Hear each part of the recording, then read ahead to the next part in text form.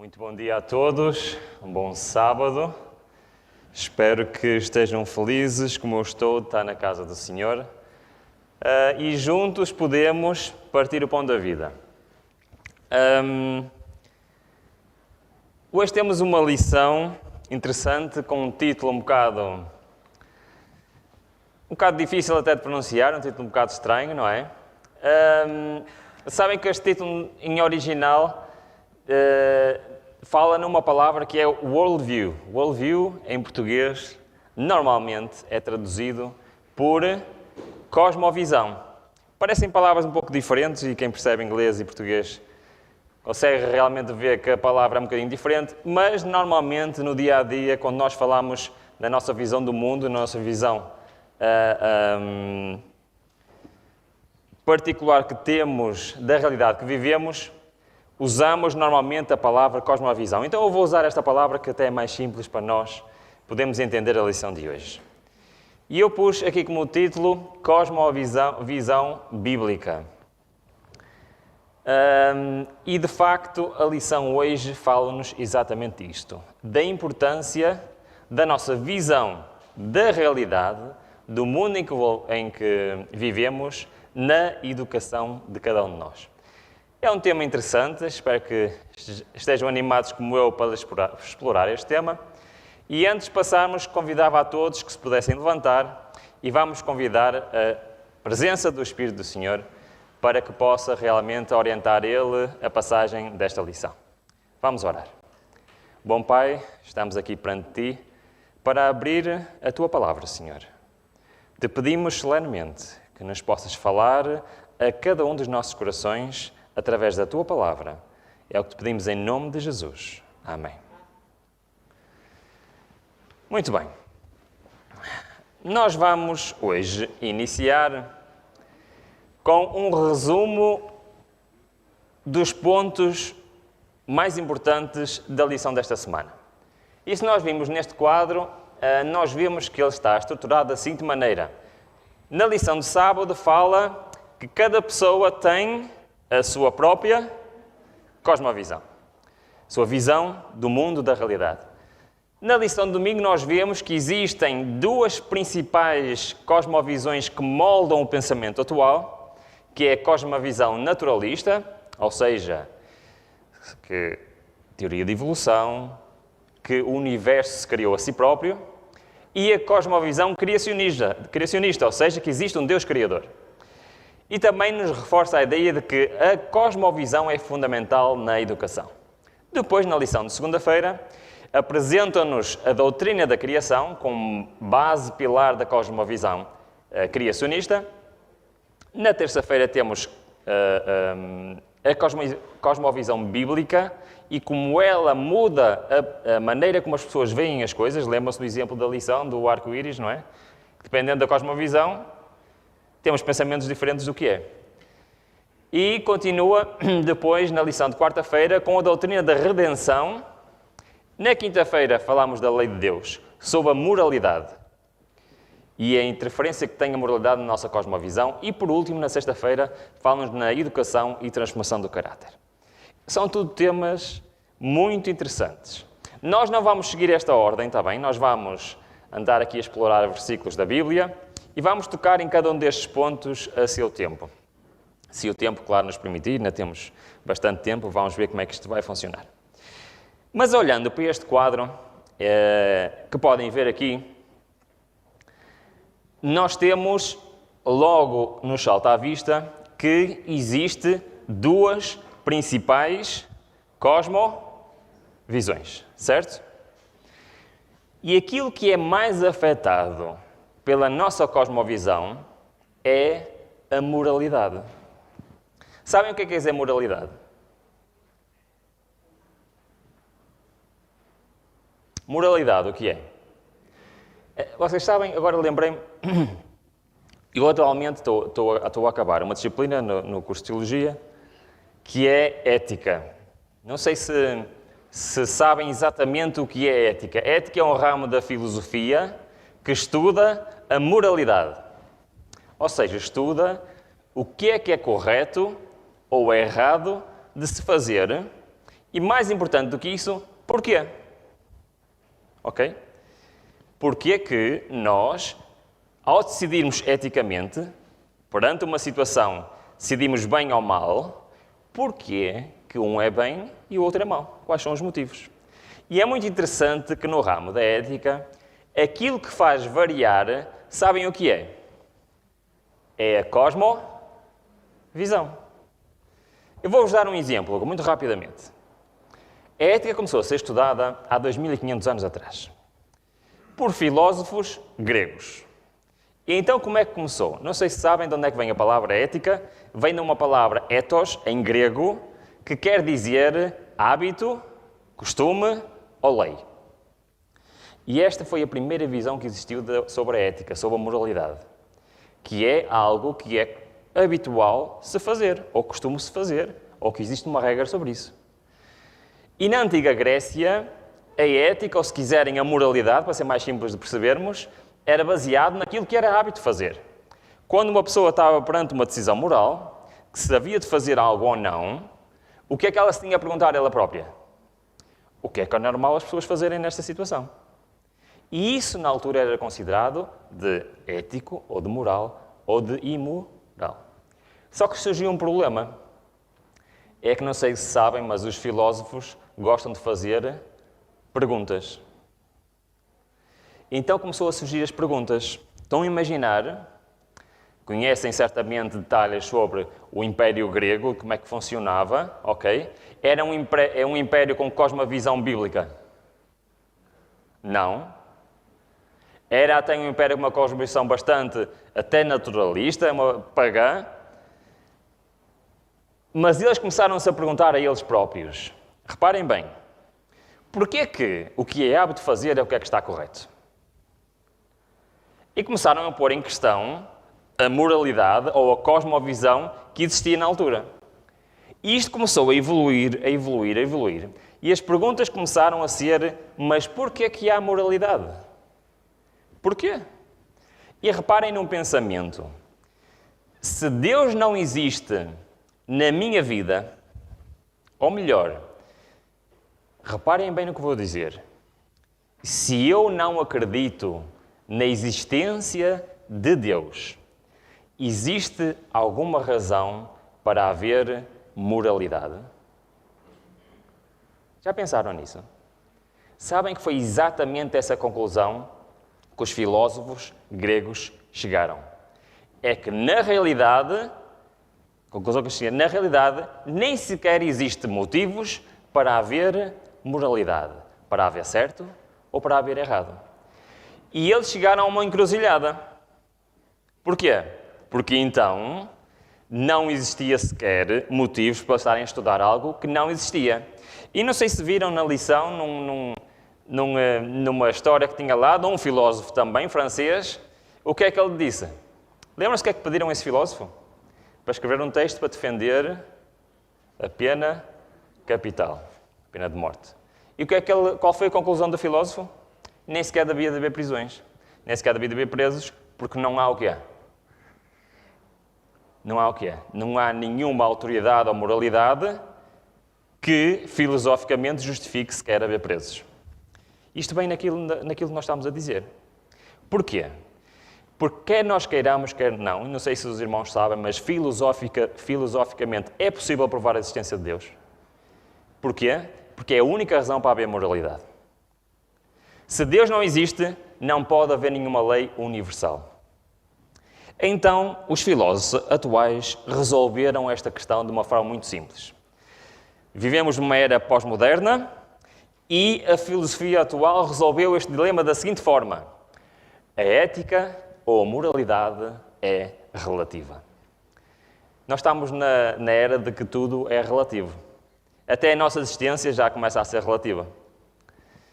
Mas eles resolveram assim, portanto, dependendo da nossa cultura, da nossa sociedade, do sítio onde nós vivemos, a ética é aquela que existir nessa comunidade. Isto traz outros problemas, não acham que traz outros problemas? Quais são os problemas que traz? Imaginem, uma tribo remota, numa floresta, que ainda existe hoje, é uma tribo de canibais. Dentro do contexto da ética atual, isso é correto ou é errado? Dentro da ética atual, pós-moderna, de que a moralidade depende da sociedade em que estamos inseridos, o canibalismo dentro desta sociedade é correta ou é errada? É correta. Estão a perceber o que eu disse? Se a moralidade depende da sociedade em que estamos inseridos, na sociedade deles, seria o quê? Seria correta. E reparem ao ponto que nós chegamos quando tiramos Deus da equação. E a única maneira que nós temos justificação para, como vemos ali no ponto 8, na lição de quinta-feira, para haver moralidade, para haver lei, é que é a existência de quem? De Deus. Sem Deus, nada disto faz sentido. Mas vamos abrir a nossa Bíblia e vamos ver qual é a posição de Deus em relação à sua lei. Vamos abrir a nossa Bíblia em Lucas capítulo 10. Portanto, Lucas capítulo 10, e vamos ler a partir do versículo 25.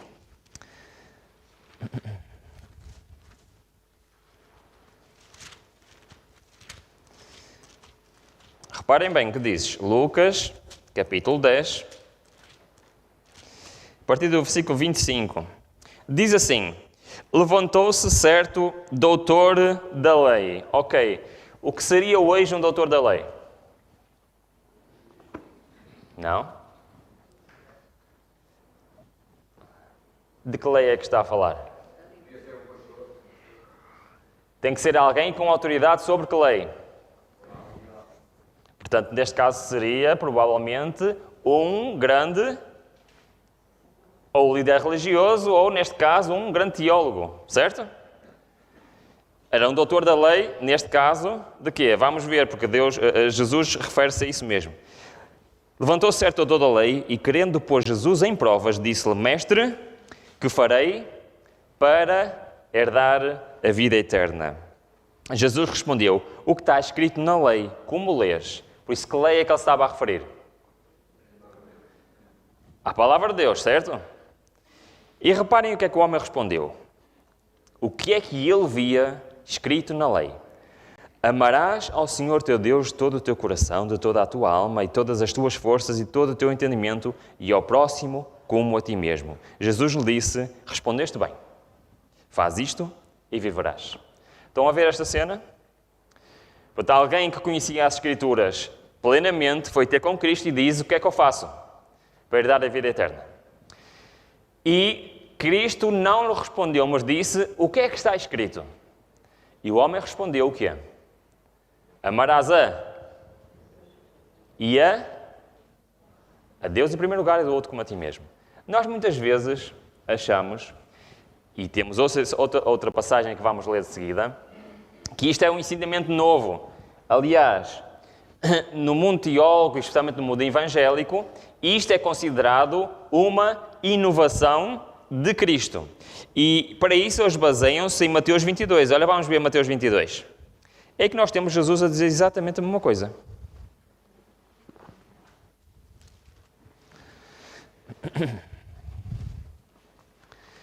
Portanto, em Mateus 22, a partir do verso 36, diz o seguinte: fizeram uma pergunta: Mestre, qual é o grande mandamento na lei? Alguém que queria saber qual era o principal mandamento, mas Cristo respondeu de outra maneira, versículo 37. Respondeu Jesus: amarás o teu Deus de todo o teu coração, de toda a tua alma e todo do teu entendimento. Este é o primeiro e grande mandamento. Segundo, semelhante a este, amarás o teu próximo como a ti mesmo. Destes dois mandamentos depende toda a lei e os profetas. Temos exatamente uma resposta, agora dada por quem? Por Jesus. E mais, ele acrescenta que toda a lei e todos os profetas dependem destes dois grandes mandamentos. Mas é interessante que quando o doutor da lei perguntou isto a Jesus, e Jesus lhe respondeu o que é que está escrito, e ele respondeu exatamente a mesma coisa. Sabem porquê? Porque isto não é um ensinamento novo. Vamos ver. Vamos a Deuteronômio. Tanto Jesus como o doutor da lei citaram a Bíblia que existia na altura, que era o quê?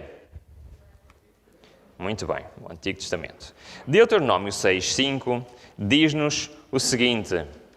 Conhecem este texto, não conhecem? Isto faz parte do lema do povo de Israel. E diz assim: amarás o teu Deus de todo o teu coração e de toda a tua alma e de toda a tua força. Eles estavam a citar este versículo. Sabem qual é o outro versículo que estavam a citar? Levítico 19, 18. Olha, vamos ler. O que é que diz em Levítico 19, 18? Vamos talvez ler o versículo anterior também. Exatamente, versículo 17, vamos ler também. Não odiarás a teu irmão no teu coração, mas repreenderás o teu próximo. E não levarás sobre ti pecado por causa dele. Versículo 18. Não te vingarás, nem guardarás ira contra os filhos do teu povo, mas o quê? Amarás o teu próximo como a ti mesmo. Eu sou o Senhor. Então nós vemos que a lei está baseada em quê?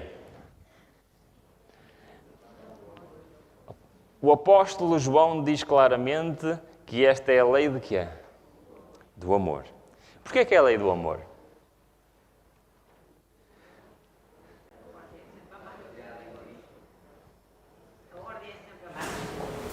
Diz que? Aquele que não ama não conhece a Deus, Deus é amor, Deus jura isso. Muito bom.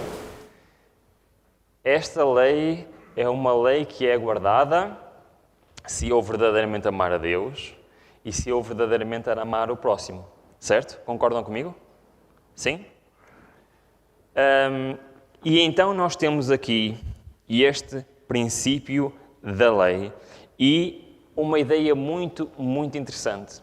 É que a lei de Deus é realmente algo que é imutável. Vamos abrir as palavras de Jesus em Mateus 5. O que é que nos diz Mateus 5? Todos conhecem quase de cor este texto. Mateus 5, 19 a 21. O que é que nos diz? Em verdade vos digo que até que o céu e a terra passem, nem um jota ou um til se omitirá da lei, sem que tudo seja cumprido. Qualquer que violar um destes mais pequenos mandamentos e ensinar aos homens, será chamado menor no reino dos céus. Aquele, porém, que os cumprir e os ensinar, será chamado grande no reino dos céus. Então nós temos aqui claramente um ensino que, na nossa cosmovisão, é importante, muito importante, nós temos a noção de quê? Que existe uma lei universal. Sem isto, nada na nossa cosmovisão faz sentido.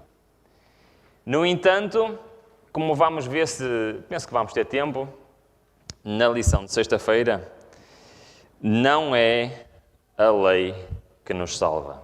Mas vamos continuar a nossa lição. Deus é então a única explicação para uma moralidade universal. E a Bíblia também nos diz algo de interessante.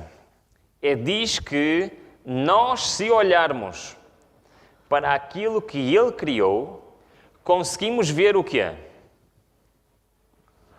A assinatura do Criador. Vamos abrir as nossas Bíblias em Jó, capítulo 12. Jó, capítulo 12. E temos um texto muito bonito que nos diz exatamente isso. Jó 12, 7 a 10. O que é que nos diz? Claro que isto é linguagem simbólica, mas diz assim: pergunta aos animais e cada um deles te ensinará. E às aves do céu e elas te farão saber. Ou fala com a terra e ela te instruirá. até os peixes do mar te informarão. Qual dentre todas estas coisas não sabe que a mão do Senhor fez isto? O que é que Jó nos está aqui a querer dizer, basicamente? Olha para a criação e o quê? E vês o Criador. Ok. Isto é um dos pontos centrais da lição de hoje. Porquê? Porque a ideia do Criador muda completamente a nossa cosmovisão. Certo? No entanto, a Bíblia nos alerta que no tempo do fim iria existir uma ideia muito estranha. Paulo nos diz isso em Romanos, logo no capítulo 1. Vamos abrir Romanos, capítulo 1, e vamos ler alguns versículos, porque é interessante que pela primeira vez na história nós temos uma ideia contrária. Diz assim, Romanos, e vamos ler do 19 até ao 22. Diz-nos Paulo, visto que o que Deus se pode conhecer, nele se manifesta, porque Deus lhes manifestou. Estamos em continuação do que lemos em Jó, ok? Que na natureza nós conseguimos ver a presença do Criador. Continuamos, versículo 20. Pois os atributos invisíveis de Deus, desde a criação, tanto o seu eterno poder como a sua divindade, se entendem claramente e se veem pelas coisas que foram criadas, de modo a que eles são inexcusáveis. Ele está-nos a pôr aqui a dizer que a natureza é plenamente, fala plenamente quem é o Criador, mas diz aqui que eles serão inexcusáveis. E eles quem? Vamos continuar. Pois, tendo conhecido a Deus, não o glorificaram como Deus, nem lhe deram graças, antes, em seus raciocínios, se tornarem fúteis. Os seus corações insensatos se obscureceram. Dizendo sábios, tornaram-se... O que é que diz a vossa tradução? Loucos. Muito bem. Então nós temos, e Paulo está a falar para o futuro, em que ele reforça a ideia de Jó que na natureza nós conseguimos ver o Criador, mas diz que existirá um grupo de pessoas que pelos seus raciocínios iam se tornar o quê? Loucos. Mas loucos porquê? Vamos ver. Vamos a Salmos 15, versículo 1. Porque é que no tempo do fim irá existir um grupo de pessoas que a Bíblia diz que são loucos? Salmos 14, 1, desculpem.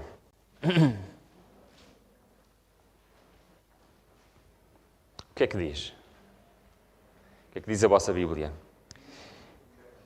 Diz o louco no seu coração. O que é que diz?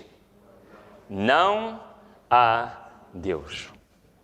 Este é o grupo de pessoas que Paulo não está aqui a falar. Queria existir então um grupo de pessoas no tempo do fim que ia dizer o quê? Não há Deus. Vocês acham que isto muda completamente a nossa cosmovisão ou não? O que é que vocês acham? Por isso é que nós temos aqui, e vamos rapidamente a Apocalipse 14, e não vamos falar, obviamente, disto, mas em Apocalipse 14, nós temos o quê? No centro deste capítulo, no centro de todo o livro do Apocalipse, temos as três, ou seja, a verdade presente. E o que é que faz parte desta verdade presente? Reparem, capítulo 14, versículo 7, dizendo grande voz, temei a Deus, dai-lhe glória, porque é chegada a hora do seu juízo. É verdade, o juízo de Deus já começou. E adorai aquele que fez o céu, a terra, o mar e as fontes das águas. A mensagem de que Deus é o Criador é verdade presente. E porquê que é verdade presente? Fiquei sozinho na sala. Há uma corrente muito forte que, Por- através de processos científicos, contesta exatamente a existência de Deus. Deus não pode ser metido no laboratório. Só para referir, a ideia de não existência de Deus não é exclusiva ao fim dos tempos. Aliás, Davi tinha essa consciência para os seus contemporâneos, Paulo tinha consciência para os seus contemporâneos, portanto é uma coisa que liga quase desde Gênesis até ao fim da história desta terra. É verdade, já é uma ideia muito antiga, tem muitos séculos. No entanto, nunca teve tanta importância na sociedade como tem hoje. E isto é muito importante nós referirmos que esta ideia, e vou dar... Vocês sabem que há um estudo feito nos Estados Unidos entre jovens cristãos no ensino superior. Sabem que em alguns estados americanos está demonstrado que 80% dos jovens perdem a sua fé por causa deste tipo de ideias durante a sua idade académica. Sabiam? E isto, para mim, é o quê? É o quê? O que é que vocês acham? É assustador. Como é que ideias naturalistas de que Deus não existe faz realmente alterar a cosmovisão? E por isso é que esta lição nos diz que é tão importante na nossa educação. Recebemos as bases corretas. E o princípio de tudo isto é o quê? Deus é o Criador. É interessante que se nós abrimos rapidamente a nossa Bíblia, o primeiro capítulo da Bíblia fala-nos do quê? O primeiro capítulo do Novo Testamento fala-nos de quem? O último capítulo da Bíblia fala de quê? Fala de quê?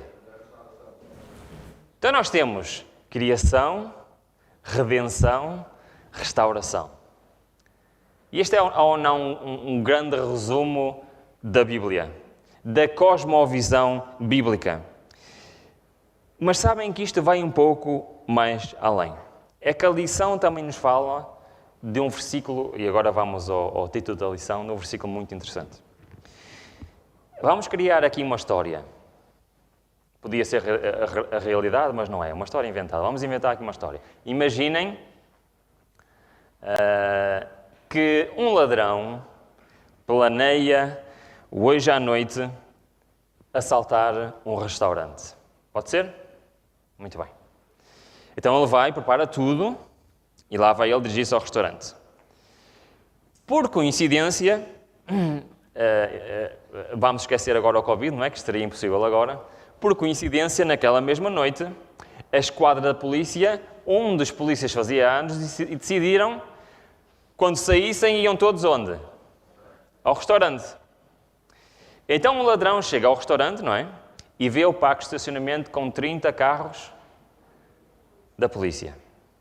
Olha para as janelas e vê que estão lá sentados 50 polícias. E o que é que ele vai pensar? É a altura ideal para eu assaltar este restaurante. Certo? Não? Porquê que não? Até é cómico, não é? Porquê que não? O que é que ele ia imediatamente pensar? Portanto, ele ia, não é? Olhava para os carros, olhava para os polícias, o que é que ele fazia imediatamente? Escolhi a altura errada. Mas sabem que isto pode parecer cómico, mas nós, constantemente, estamos nesta situação. Temos um restaurante cheio de 50 polícias e queremos assaltar o restaurante. Sabem o que eu quero dizer com isto? Vamos abrir a nossa Bíblia. Vamos abrir a Bíblia em Provérbios 15, 3, ou então na primeira página da lição de hoje, que tem lá um versículo que nos diz, versículo 3, que nos diz: os olhos do Senhor estão em todo lugar, contemplando os maus. Perceberam a comparação que eu fiz neste momento? Será que eu, sou educado com esta visão de que tudo o que eu faço, seja bom, seja mau, e eu tenho o Senhor, que não é um polícia, ok? Não estou a fazer essa comparação, mas tenho o Senhor que é? Que vê tudo. E eu queria vos dizer isto com solenidade. É que se nós tivermos isto presente na nossa vida, isto vai mudar a nossa cosmovisão. Sabem que isto foi o segredo de muitos dos heróis da Bíblia. E, aliás, o tempo está a passar, mas vamos rapidamente a Hebreus capítulo 11, onde temos exatamente isso, os heróis da fé. E reparem, este versículo começa antes a dar-nos uma definição extraordinária do que é fé. O que é que diz? Ora, a fé é a certeza das coisas que esperam e a prova das que não se... Nós conseguimos ver a Deus. Hã? Nós conseguimos ver a Deus. Visivelmente.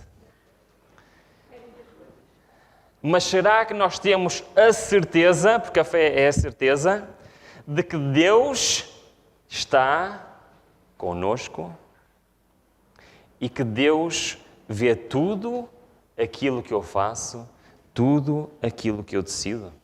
Será que isto mudaria as nossas escolhas, os nossos comportamentos? Há aqui um versículo muito interessante, penso que é o versículo 27, exatamente. A minha tradução não se coaduna muito, mas certeza com que os irmãos têm uma tradução que é mais fiel. Hebreus 11, 27 diz assim: pela fé deixou o Egito, referindo-se a quem? A Moisés, não temendo a ira do rei, ficou firme, porque a minha tradução diz, porque viu o que é invisível.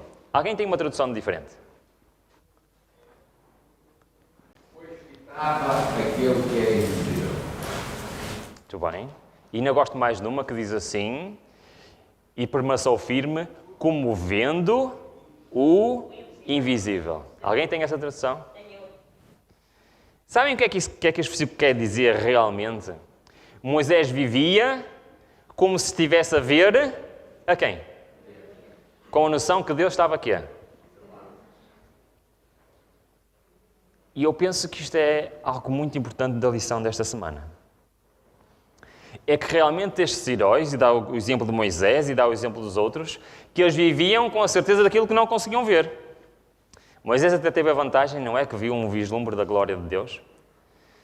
Mas o que é certo é que se nós temos isto presente na nossa educação, nós realmente teremos uma visão diferente do mundo e teremos realmente uma visão diferente das nossas escolhas. E eu queria terminar com um aspecto importante, e eu vou pôr o texto da lição de sexta-feira, ainda temos uns minutinhos para discutir este ponto, que é a parte, desculpem, vou voltar para trás, a educação e a transformação de caráter. Nós já tocámos, penso que em todos os pontos da lição, embora não seguimos exatamente a ordem que ali está, mas a lição de sexta-feira tem uma frase que nos diz assim: o verdadeiro objetivo da educação é restaurar a imagem de Deus no indivíduo.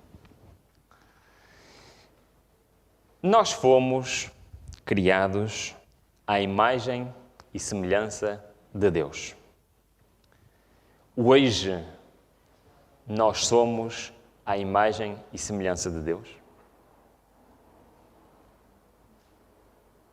É uma pergunta difícil, ou não?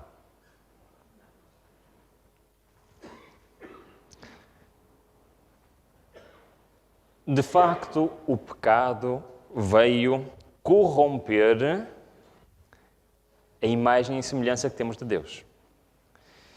E sabem qual foi o principal aspecto de corrupção que o pecado nos trouxe? Foi a corrupção do nosso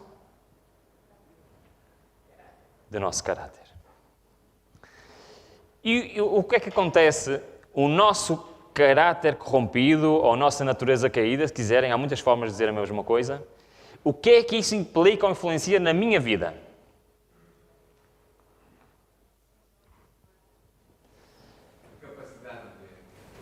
A minha filha teria, não sei, talvez 9 meses.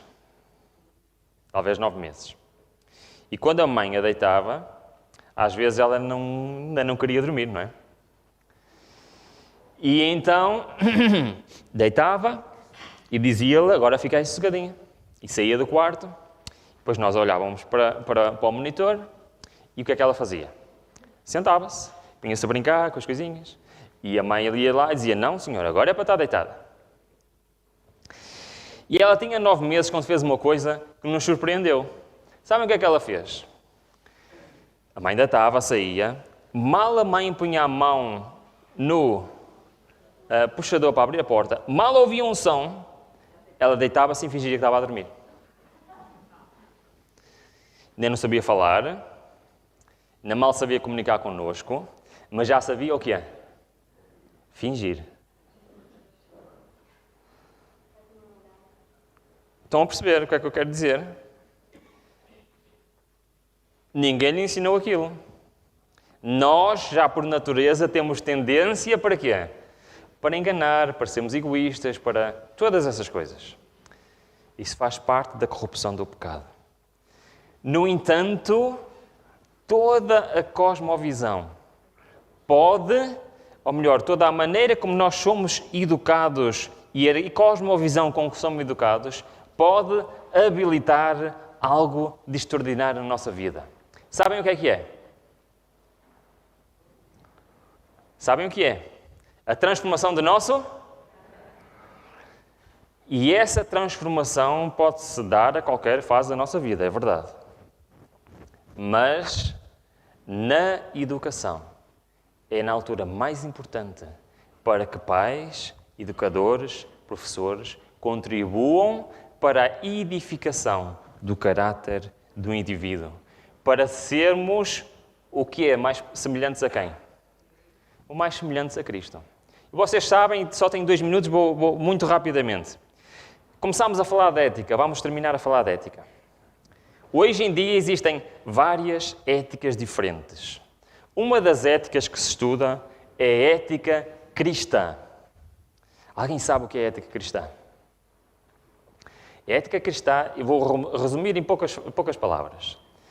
Baseia-se no que está e acredita que Deus existe e que existe uma moralidade que é válida para todos.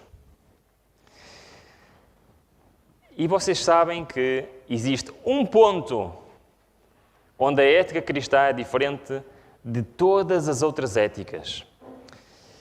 Existem muitas outras éticas neste mundo. Desde a naturalista, como já vimos, muitas outras. Mesmo éticas teológicas, existem muitas diferentes. Mas a ética cristã distingue-se apenas num ponto de todas as outras. Sabem o que é?